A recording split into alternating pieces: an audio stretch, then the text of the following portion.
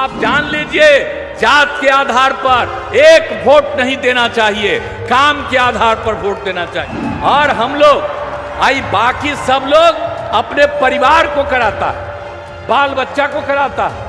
यहाँ पर आदरणीय प्रधानमंत्री हैं, आप देखिए कोई बाल बच्चा को करते हैं। बिहार में भी हम लोगों को मौका मिला है, हम लोगों ने अपने परिवार को किसी को कुछ किया है, लेकिन कुछ लोग अपने परिवार को ही सब कुछ करते। तो याद रखिए, कभी ये सब नहीं होना चाहिए। और हम लोगों के लिए आप पूरा एक परिवार है और आप सब लोग को हम अपना परिवार मानते हैं, पूरे बिहार के लोगों को। कि हम लोग इतना काम किए हैं और केंद्र की तरफ से कितना कितना काम कर दिया।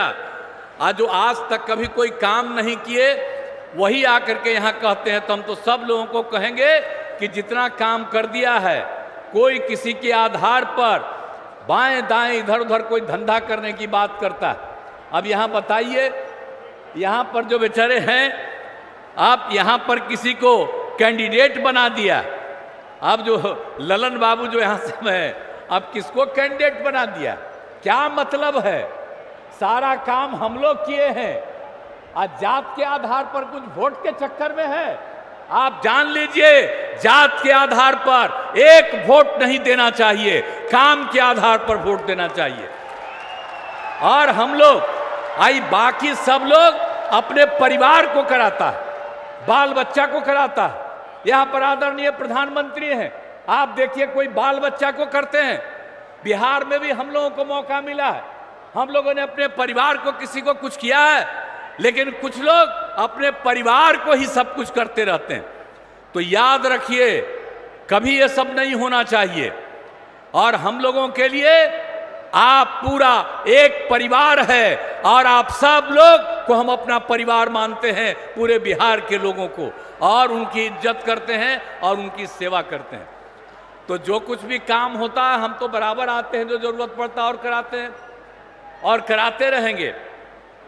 और आप साथ जान लीजिए कि आदरणीय हमारे माननीय प्रधानमंत्री नरेंद्र मोदी जी का एकदम इच्छा है, पूरे बिहार को पूरे देश को आगे बढ़ाएंगे, पूरे बिहार की भी सेवा करेंगे।